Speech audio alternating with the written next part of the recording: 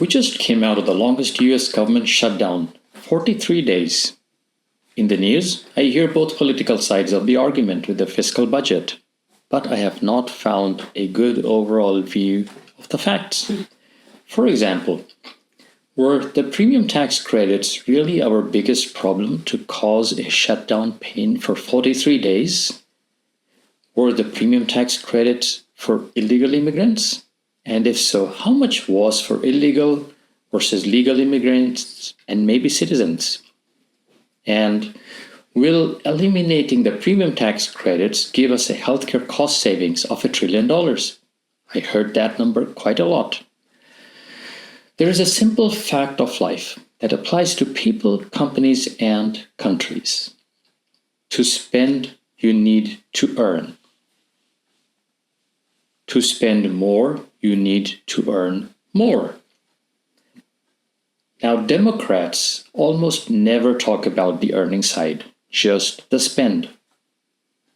While Republicans choose targeted cuts that do not solve large parts of the problem, their policies shift spending and taxation to other areas, still increase the deficit, and do not show a cohesive strategy that solves the issues, even if it takes, say, 10 years to solve it. Now, instead of analyzing the issue of the day, the top of the mind in the news, I thought it would be better to look at the full US government fiscal budget view.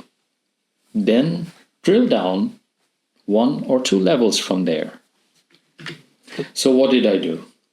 I used a data science approach. I am an engineer. I work a lot with data. Went around, get the facts through reliable sources, and basically create some visual views to make these facts easier to understand. It is not that this information is not available anywhere else. It is just that there are disparate pieces of information that need some time together to tell the story a little better so that I could understand it myself. Now, I automated my work and checked in the code to my open source GitHub account. In this video, we will walk through several graphs, one graph leading to another graph. The purpose of this is to get a high-level view across the government revenue and spend distribution. Then, see trends in these metrics to understand where the large recent changes are from 2015 onwards. Why 2015? That's about 11 years till now, and seemed like a good enough marker for us to understand the 10 plus 1 year picture. Then let these facts shape opinions in responsible fiscal discussions, or at least responsible fiscal understanding, so you understand the bigger picture, not just each one issue individually. All right, what I will do is look at the fiscal budget deficit, then in sequence understand how this goes into the debt situation for the government. Then before we get into revenue and spend, talk about consumer inflation. That's an important number.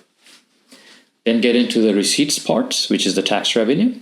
Then get into the outlays part for the federal government, which is the spend. And look at the distribution of the spend by government departments. And I will dive deep into some of these departments, about 4 or 5. And then summarize at least my opinions. Okay, so let us go from there. Now, first, let us look at the US federal receipts versus outlays. Receipts are what the government receives in terms of tax, and outlays are what the government spends. Now, what you can see here is the net outlays are at $7 trillion. This is for 2025. And this graph shows you how things have moved from 2015 all the way to 2025. Now, what you can see here is outlays are moving up. The good part is the receipts have also been going up. So the 2025 federal receipts were at $5.2 trillion.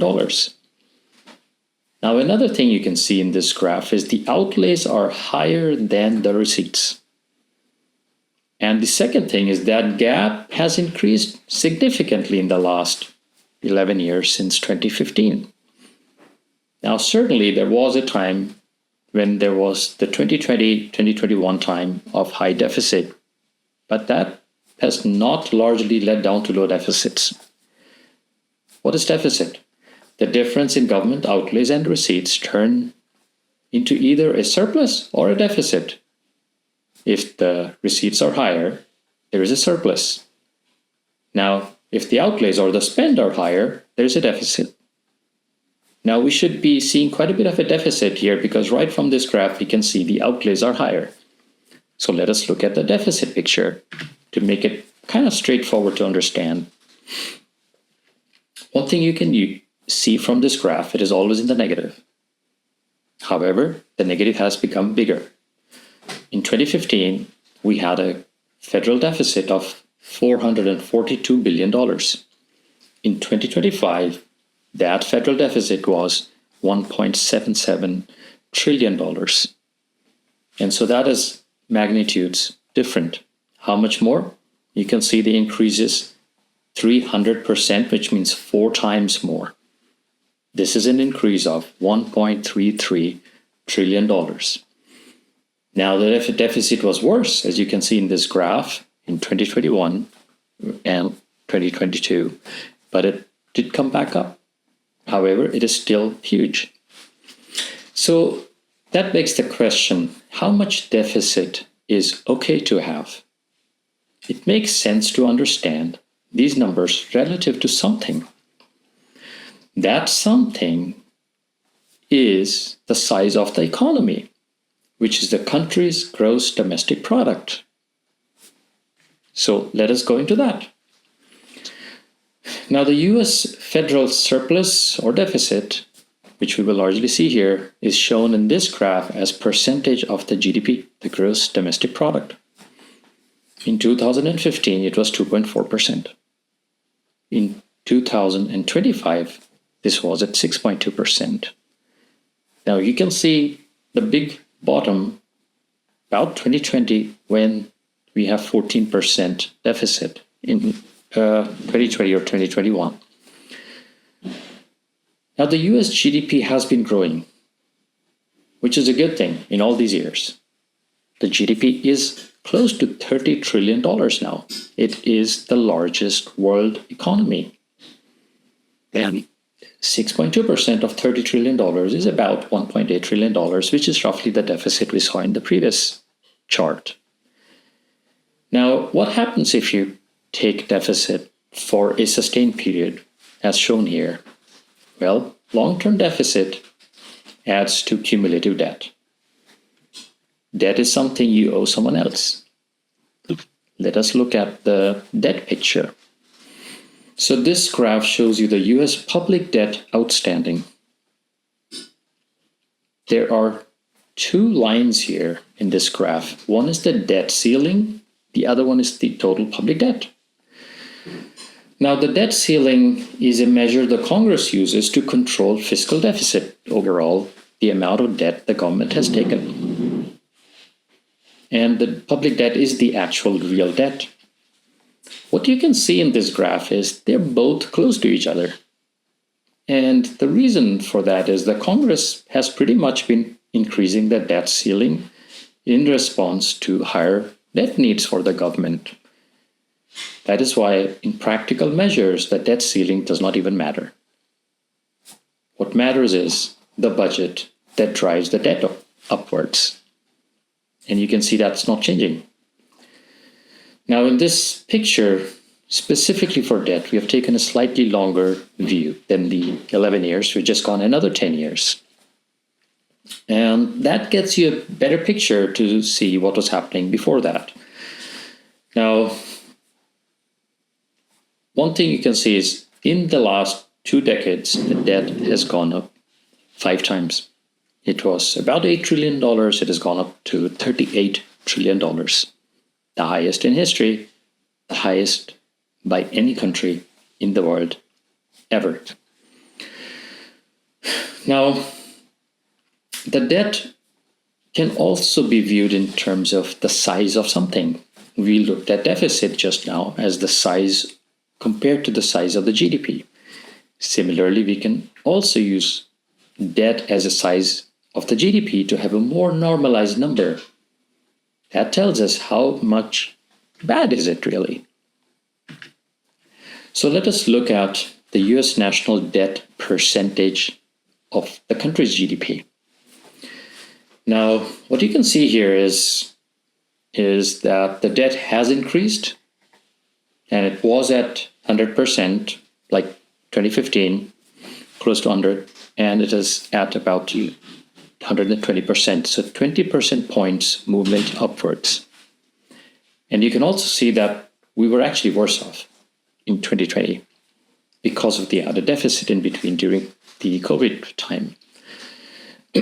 So we are better than the worst situation when it comes to this metric, but we are still worse off than the better situation we just had 11 years ago.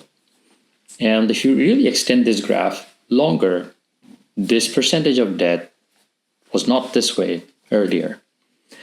Now, the percent of debt to GDP for the US is at the highest level compared to all past key events in the US history.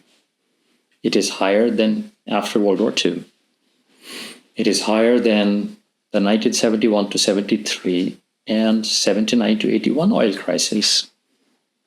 It is even higher than after the two Gulf Wars in 1991 and 2003.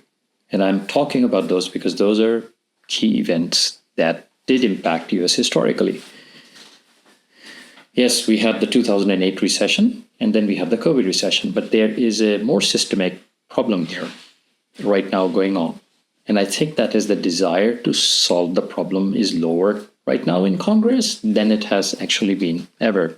And we will get that picture from some of the revenue and spend analysis as we go through this. Now, another point here is how bad is it compared to other countries? Maybe 120% is just perfectly fine.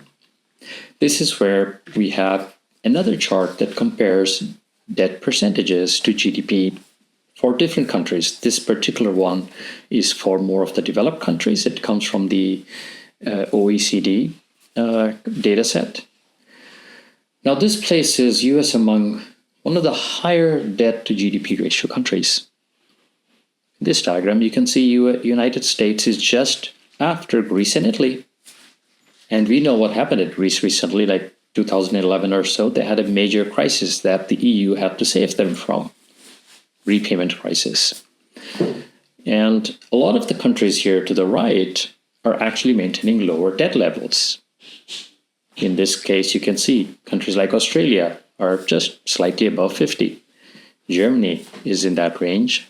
Canada is close to 100%. So, well, US is number 3 in this chart. So not particularly good. And the United States was not always like this. It was more at the 50 to 60% range earlier. Now, what we will do next is just, so far we know we are in deficit. We know that there is more spend than the amount of tax revenue the government is collecting. We will look at those revenues and spends, but one thing in between that comes is just understanding one more term, that is inflation. Now, inflation is interesting to understand in this context. Why? Because inflation is a marker of how much more you have to pay now for the same goods and services compared to what you paid for them in the past. So dollar for dollar, if the price you have to pay is more, then even if you earn more, you're just getting the same thing. Now, the key consumer-facing gauge in the US for inflation is through the Consumer Price Index. This index is calculated from the weighted price of several thousands of items that a consumer would have to pay when actually shopping for those items. Now, this index value was baselined to 182 to 84, so it has a number that just keeps on increasing because we are constantly in inflation, which is perfectly fine because the Federal Reserve policy has been to manage inflation at 2% per year. Not 3, not 4, not 10, 2%. And that is the balance between keeping the jobs going and balancing how expensive are things becoming for the people. Now, when the revenue or spend increase proportional to inflation, then in real dollars, there is no change. But when revenue or spend increase higher than inflation, then in real dollars, these increased. Similarly, the opposite is true. When revenue or spend increase less than the inflation rate, then in real dollar terms, these decreased. Now look at this chart of consumer price index. And we are using a particular price index, which is the most popular in understanding inflation. That is the CPI Urban Index. And this index tells you, I think in the United States, covers more than 90% of the population's experience of inflation. Now, there has been a 35% inflation in the past 11 years, from 2015 till now. Another interesting fact is you can see those lines are growing up. The slope is much higher. During the past 5 years, specifically after 2020, since 2020, the inflation has been up 24%. So things were in much better control until 2020, and then much higher inflation. Now, with this data in mind, let us look at the federal revenue picture. So here are the tax receipts. The tax receipts are what the government gets for its revenue. What you see here is there's $5.2 trillion in tax receipts, and in the past time, since 2015, this has increased by close to $2 trillion. Tax receipts are up 61%. Now, we also looked at inflation. So is that really real dollar money increase? Well, there is an increase because inflation is at 35%. Now, inflation adjusted, the tax receipts are up 19%. So the government is still, in real terms, making more money. And that is a good thing. Now, this is overall tax receipts, but tax come from different sources for the government. Let us understand what those tax source categories are. Now, this view gives you all the major sources of tax for the government. What you can see here is over 50% comes from personal income taxes. This is the money everybody files with the IRS and pays to the government. You can also see that a third of tax revenue is coming from payroll taxes. Personal income taxes and payroll taxes combined are 85% of tax revenue. That's most of it. Now, 9% comes from corporation taxes. This is what businesses pay on their earnings. The government has one limitation in this whole picture. The government cannot just simply spend the payroll taxes as it deems fit. And that is because payroll taxes are already earmarked for commitments to retirement money. This money goes directly into trust funds that the government holds on behalf of the people. These do not go into general funds for the government to spend on whatever it wishes to do. Trust funds examples are like the Social Security Trust Fund to manage Social Security, hospital insurance, which is Medicare, Part A, unemployment insurance, railroad retirement. So those are examples of payroll taxes that have a specific purpose, and they cannot just be used for other purposes. Now let us look at the same thing, payroll versus non-payroll. So you can see here that even though we had a $5.2 trillion tax revenue, 3.5 is available for general funds to spend. 3.5 trillion, 66%, 2/3 of the money. And a third is payroll taxes, which is still available, but for specific retirement programs or insurance programs. Now, We see the picture for 2025 here, but let us see the trend as well. What is happening since 2015 on payroll taxes? So now in the trend, you can see that the personal income taxes and payroll taxes are the primary driver for the increased revenue. They both increase and almost proportionately the same way. And these are related closely to each other because the employment increased. So they were paying both personal income taxes and the payroll taxes as a result of that.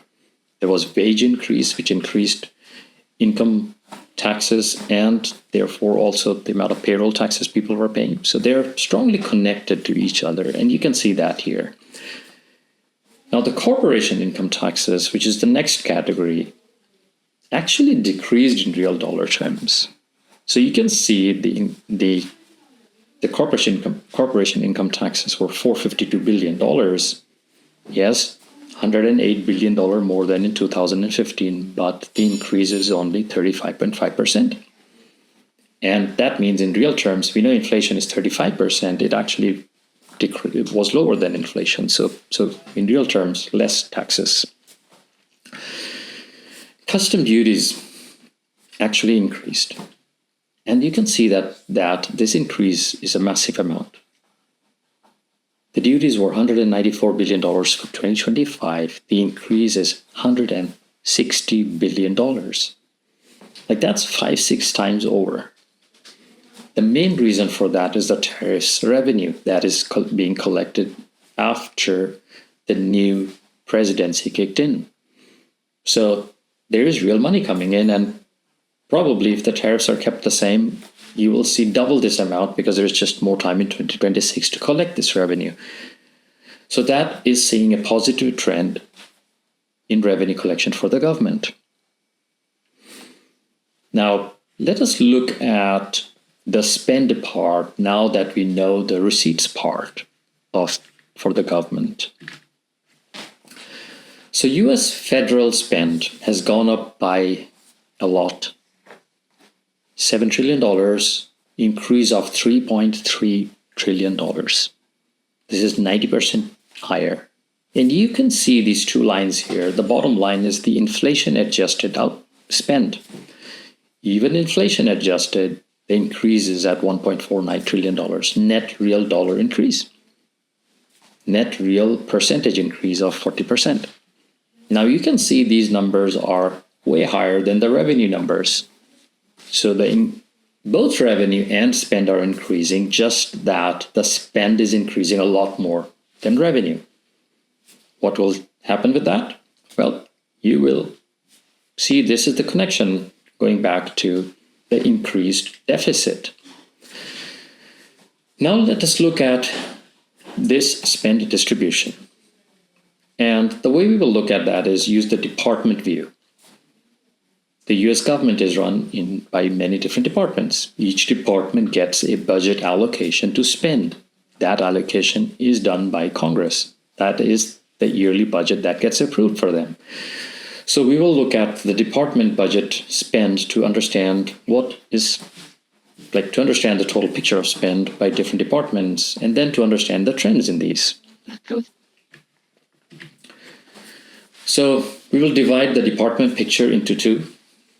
Number one, the large spend departments. Now these are the $100 billion plus departments. What you could see here is the Department of Health and Human Services spent $1.88 trillion. This is the 2025 picture.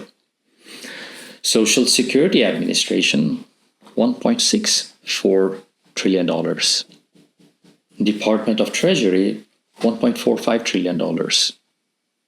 And we're already close to 75% of the spend.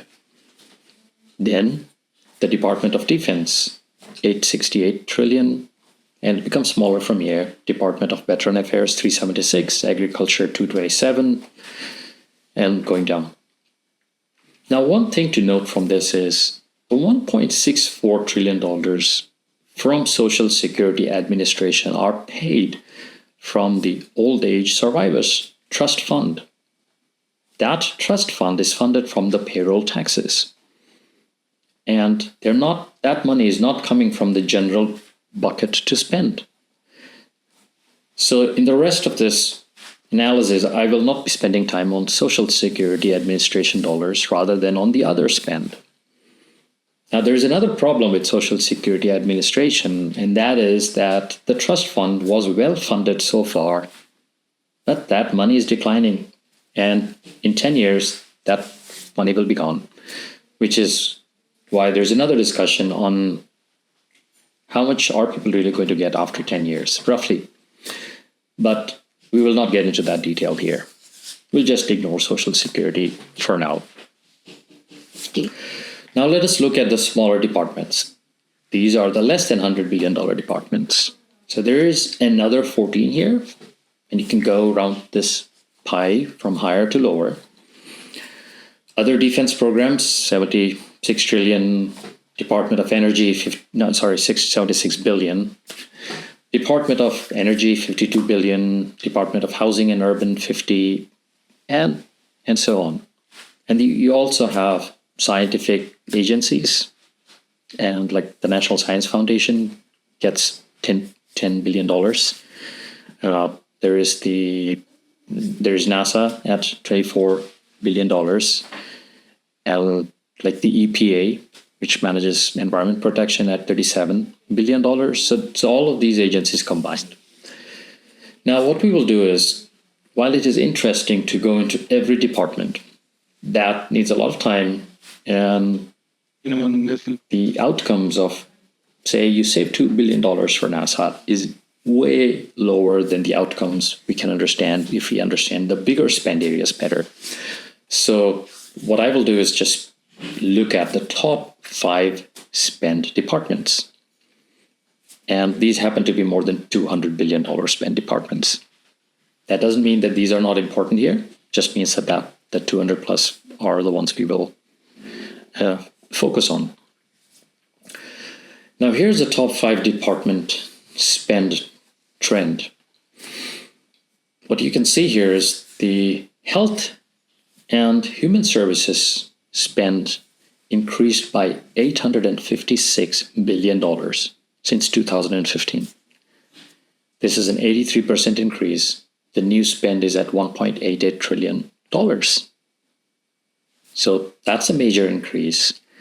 Then the Department of Treasury increased by $973 billion.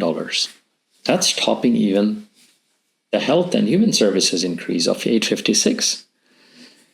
Now, the spend there is at $1.45 trillion. So the spend is less than the health spend, but the increase is much more. Then we go down to the next one, and that is the Department of Defense at a $305 billion increase, which is a 54% increase, relatively modest compared to the other two. And then the Department of Veteran Affairs increased $217 billion. That is quite a bit of an increase, percentage-wise, so more than doubled, essentially. And then we have Department of Agriculture, which is more modest here.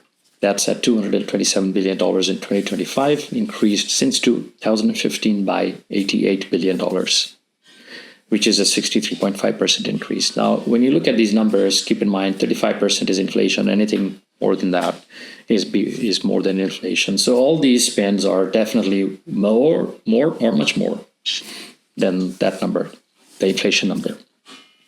Okay, so let us dive even deeper into each of these departments. Interesting to know the total increase over the trend, but let's start with deeper dive on what do they spend that money on. And we will go with the largest spend increase and go down from there. So the largest increase is with US Treasury, and let's look at the Treasury numbers. Now, Treasury, the interest on the debt. So we saw the debt picture. It has been increasing because the deficit had been increasing. When you have more debt, you pay more interest on the debt. So what you can see here is a more than doubling of the debt amount that we had in the other chart caused this interest to increase, and then the interest rate caused this interest to increase. So we had a double problem recently: more debt, higher interest rate. Both of these cause the Department of Treasury to pay more interest. Now, the US government payments on debt have gone up 3 times in this time to $1.2 trillion. And you can see the starting was about $400 billion. So 400, add another 800, $1.2 trillion, 3 times increase. Now we can see the interest as a percentage of something. And a useful data point is to look at the interest that the government is paying on the debt servicing as a percentage of the non-payroll tax receipts. Why non-payroll? Because the payroll ones are dedicated for a purpose, so the only possible spending the government can do is from the non-payroll ones. And what you see here is that in 2025, 35% of the budget from non-payroll went towards servicing the debt, paying interest on the debt. That is an increase of 89%, right? And when you look at this picture, we are nearing a point where interest payments will become a major headwind for the US economy. I expect this to happen in the next 10 years, unless there's a drastic change in how Congress manages the debt going forward. Now, there's another spend in the Treasury side, and that has been in the news quite a bit lately. It's a smaller spend, but making most of the Congress's decisions on moving or shutting down the government. And that is the ACA premium tax credits. Now, the US Treasury pays back tax credits so that people can buy insurance with that money. Now, let us look at this picture. And this is known as like the Obamacare effect as well, a lot of times. In the last 5 years, since 2015, the spend on the premium tax credits increased from $27 billion to $129 billion in 2025. Most of that increase, interestingly, is also after 2020. Now, Congress passed the American Rescue Plan Act in March 2021, so that increased the spend. Now, what we could look at is a little bit more detail into these tax credits. Are they because there's more enrollment, or are they because we're just paying the same number of enrollees into health insurance more money? So let us understand and look at this picture here. Now, this shows, the top view shows the total enrollment numbers, and you can see that enrollment has increased quite a bit. Now, the increase since 2015 on the Affordable Care Act marketplace enrollment is 12.6 million more people. And that has doubled the number of people who have insurance access through the ACA premium tax credits. Now, the tax credits themselves that people get as part of the purchase of insurance is in the bottom view here. Now, tax credits per enrollee are at $5,300 in 2025. The increase has been $3,000 since 2015. So this tax credit has more than doubled. The major expenses for the Department of Health and Human Services are for Medicare and Medicaid. I will first summarize the federal health insurance programs here as well. Now, maybe smaller to bigger. Well, CHIP, the Child Health Insurance Program, is for children below 19 years of age. The eligibility is based on household income limits as a percentage of the federal poverty level. And there are some differentiations between how states apply these limits. Medicaid eligibility is primarily for people under 65 years of age and is based on household income limits as well, which are at a percentage of the federal poverty level. Now, Medicaid is a special program. Medicaid is jointly funded by the federal government and the state government. The $668 billion you see here for 2025 is just the federal part of Medicaid.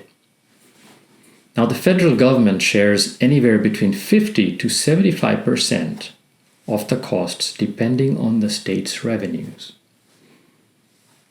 This makes the federal government and state combined spend at about $1 trillion. But you're only seeing the 668 here because the rest of the money comes from state governments. Then Medicare. Medicare is primarily for post-retirement at 65 years of age and beyond. Medicare has Part A, which is for inpatient care at hospitals.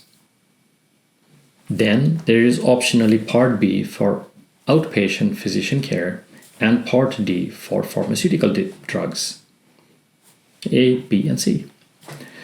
So why did I separate the Medicare parts here?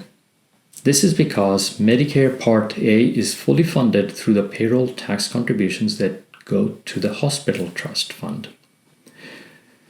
While Congress authorizes funding from Medicare for Medicare Parts B and D through the general budget funds that are available. Now, it is mandatory spending because the Congress has been dictated to do so, but it does come from a different source of funds, from tax revenues.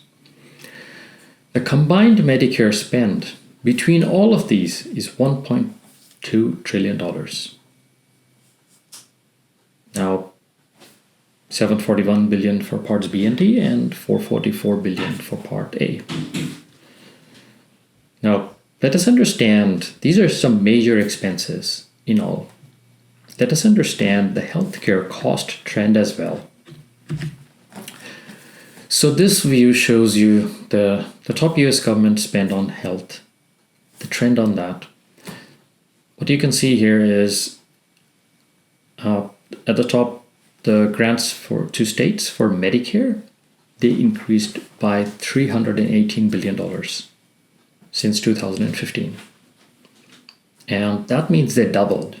91% increase is close to 100%, close to doubling. Medicare Part B increased close to $300 billion and is $572 billion. That more than doubled. Medicare Part A increase has been more modest at $444 billion of total spend, with the increase being $162 billion, so 57% increase. One thing to note here is healthcare costs are rising significantly above inflation. Medicaid and Medicare have doubled. Now, Part D here is the smallest of the spend buckets, which is for the pharmaceutical drugs, but even that increased more than 2 times. Spending $163 billion, an increase of $87 billion. Now, to understand these better, we can get the spend picture here, but why are we spending this? Is it because it is just getting costlier to get healthcare? Or because more people are getting healthcare, which is a good sign for the country? So let us look at, similar to the ACA premium tax credits enrollment data, let us look at similar data for these programs. First with Medicaid and child health insurance, and I just combined both of them together. So in 2025, we had an enrollment of 72 million for Medicaid and 7.4 million for child health insurance programs. Now, this data set is from 2017 onwards, primarily because of the availability of the data. You can also see that the per enrollee numbers are in the bottom chart. And they, at this point, the federal part is $9,278. per person, an increase of $3,700. So the increase in cost per enrollee is 67%. The number of people enrolled increase is only 6.8% for Medicaid and 13.5% for child healthcare. So about 1 million children enrolled into the child healthcare program and 4.6 million additional into Medicaid. But the costs for both of these programs is going higher, with Medicaid much more higher, on a higher trajectory than child healthcare. There's a few interesting parts to it. Medicaid enrollment since 2023 has been going down. The reason it is going down in the past 2 years is because states resumed eligibility redetermination checks after April 2023. This is after the emergency declaration on COVID was finished and states could restart their redetermination checks. Are you still eligible? So we'll keep you enrolled, but if you're not eligible anymore, based on the new latest criteria and your data, they get out of the system. But interestingly, even with reduced enrollment in the past 2 years, there was no cost reduction. Since the per enrollee care cost increased by over 30% in the past 2 years. That data is interesting to be explored, but does tell you a story of healthcare costs increasing way more than inflation costs. Now next we can look at the data for Medicare as well. Enrollment and cost per enrollee data. And what you can see here is Medicare Part A increased enrollment 25%, B also 25%, so roughly B and A are increasing together. And they're very close to each other. And Medicare Part D increased 41% in enrollment. And I think Medicare Part D is just catching up on the same set of people. And like 68.8 million people are on Medicare Part A.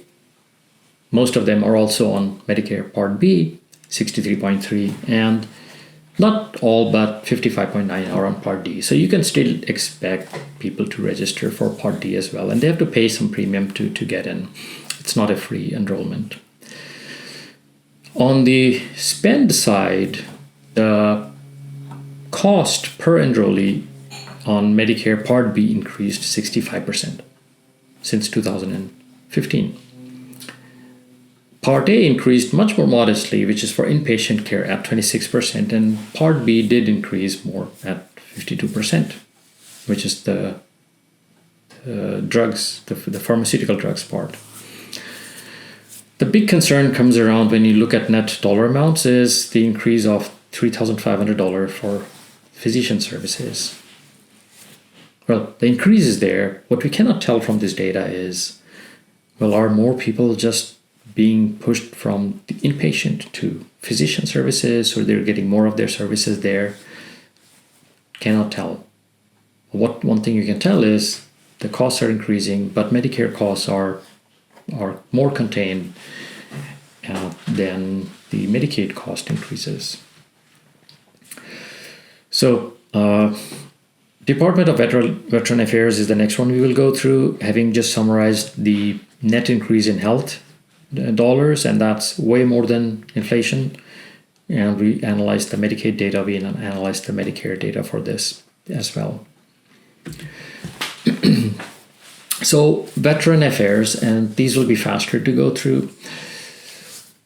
Now, 80% of the benefit program spend, that's the highest spend here. The benefit program's at $223 billion and the medical services for veterans at $97 billion. 80% of benefit program spend is on compensation. Compensation is in the rise in disability claims that have happened in the last year since 2015. Compensation is based on disabilities incurred during active duty in war or during peace times. The nation still owes compensation to those injured in World War II, Korean War, Vietnam War, Gulf Wars, and disability incurred during peace times. And a lot of the compensation is owed to the service members. Some is also owed to survivors. Now, the compensation and medical spend on our veterans is a national responsibility. They fight for the country. We need to take care of them. But it is also a reminder that wars start and end. And you can win wars. But the expenditure does not end just because the war ended. And that is what you see in these graphs. Now we can look at the Department of Defense, which has been renamed to Department of War, but I'm still using the Department of Defense terminology, but just think about it as war, defense equivalent. Now the spend on this department is majorly, as you can see in this chart, on the operations and maintenance of personnel expenses. $550 billion for the top two. The larger increases in this chart are for military procurement and military R&D. Now R&D and procurement, they help modernization of the military. That is in line with things we want to have for the nation. A stronger military, more modern, and equipped with more modern fighting capabilities. What we'll do here is, I'm not going to get into the modernization part, where that spend is going, but I will briefly touch upon the military, the personnel part. To help understand is, because the increase is much more modest at 42%, are we paying people more? Is the military size increasing or decreasing? What's happening there? And that was interesting for me to know as well. So here's the chart on the military personnel in 2025. This is divided between three parts. The active duty personnel is at 1.3 million. The civilian personnel is at 776,000. And then there is a reserves and National Guard. And the reason the reserves and National Guard are separated is because they're only paid full-time only when they are called in for duty. Other than that, they get paid minimally for, say, 2 to 3 weeks per year for training, reskilling, but they're not on active duty, so they're really not taking the full compensation. A recent example of the National Guard being called in has been by the federal government, and that is to enforce and help with some of the recent immigration enforcement in some cities, helping the ICE team members. But that's an example of reserves or National Guard being called in. Now let us also look at the trend view for these people. This is 2025, but what is happening since 2015? So what you can see here is that on the top chart, the military spend has gone up. We saw 42%. And 35% is inflation increase, so it's just marginally over that. And in the bottom chart, what you can see is the net military personnel has actually increased, not very modestly, 1.6% total, 32,500 people. And then you look at the distribution. The active duty personnel has actually decreased 1.9%, so 25,400 people reduced, while the civilian personnel increased by 8%, so an additional 57,900 added to civilian roles. So not a major change in military, but there is a slight increase, and that increase is coming more from the civilian personnel increase and a corresponding small decrease of 1.9% on active duty members. So let us move to the next department now, which is the Department of Agriculture. Now, the biggest spend here in this view is on nutrition programs, and the second biggest spend is on farm subsidies. We will focus more on the nutrition programs here. And what you have here is SNAP, which is the Supplementary Nutrition Assistance Program. Then you have Child Nutrition. And then you have WIC, which is Women's, Infants, and Children Nutrition. And you can see here that more than 50% is on SNAP benefits and 16% on child nutrition. So you're already 67% of the total is on child nutrition and supplementary nutrition benefits. We will dive deep into one of these, which is the major spend on SNAP. SNAP has also been quite a bit in discussion recently because during the shutdown, the department went to the court to not force spending the full amount due for SNAP benefits. Now, the SNAP benefits, if you look at this picture, you can see the spend. The spend has increased by 39.7%. This is very close to 35%, which is inflationary spend. And the SNAP benefits enrollment has decreased though. Now, decrease of 8.9% of people who are eligible to be on SNAP. So we have a total of 41.7 million people, and this is for 2024. We didn't have the 2025 latest data. And then the SNAP benefits per person has increased some 47%.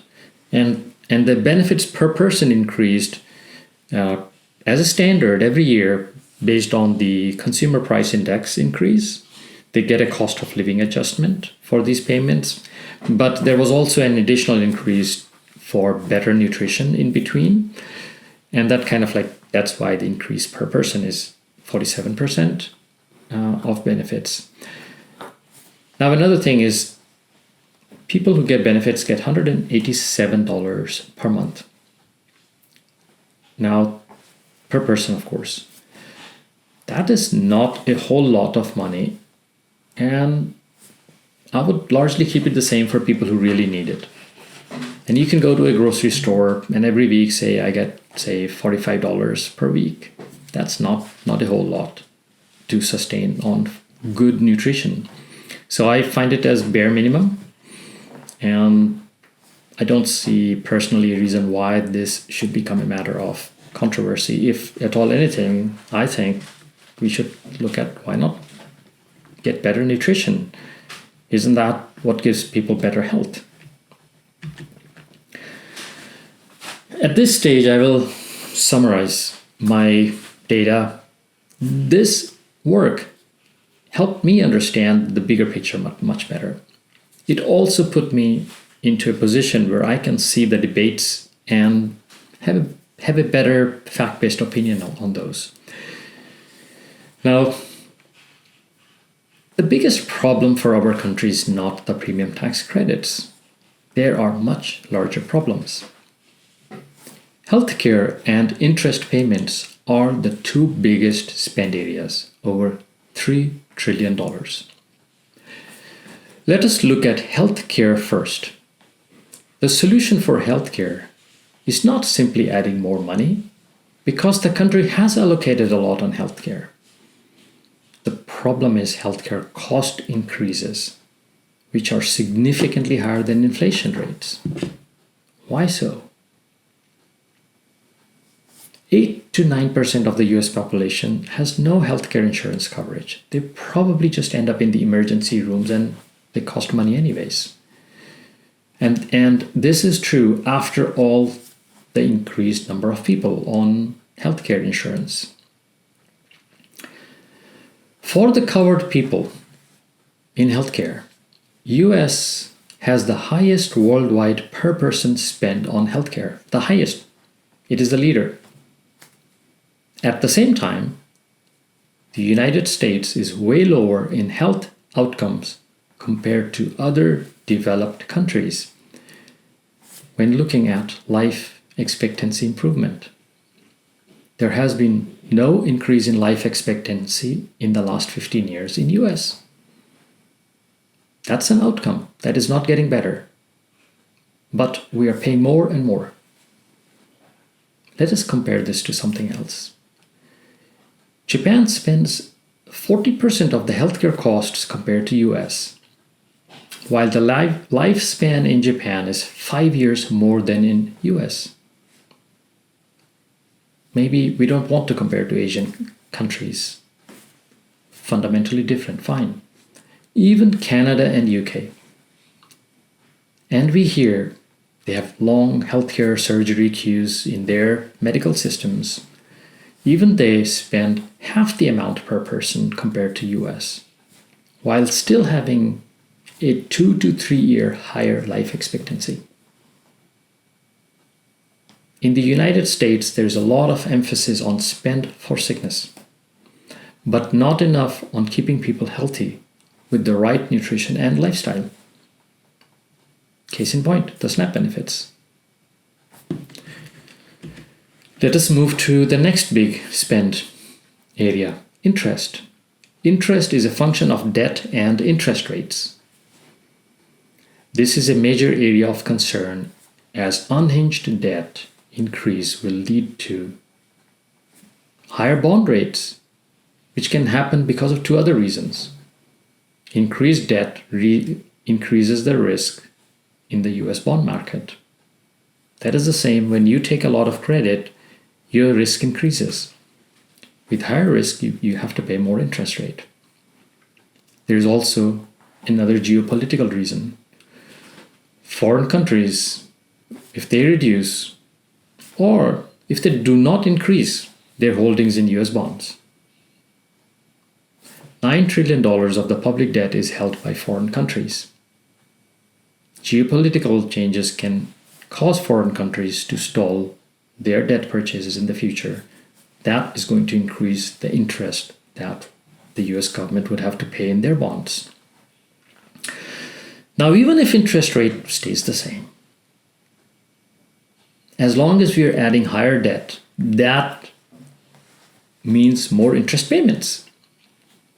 This will leave the government little budget room for any other spend. We are already at 35% of non-payroll expenses just going to service our interest. There are earnings risks as well. Federal taxation is 85% dependent on personal income tax. And most of that is through job earnings. If employment is impacted, then not only does the federal government have to spend more for people to provide them benefits, but the revenue side will reduce, which adds further strain. I have been working in business corporations always in my career. If the US were a company instead of a country, I would say there is high future risk due to high debt servicing costs and high maintenance costs for this company, especially in healthcare. To improve these as a country, we could do a few things. I think reduce healthcare spend by learning and applying practices from countries that are more successful in managing healthcare outcomes with lower costs. I have invested in research and development to take the work forward faster, better for the companies I've worked for. The country can also increase spend on research and development on topics of health, nutrition, education, skills retraining, industries development, and evaluate the outcomes of this spend through both affordability and key human needs metrics that are improving, not just spending more. With that, this is the end of my analysis, and I learned a lot. I may do some more work on details I did not cover separately. Thank you, and I hope you enjoy this video as well.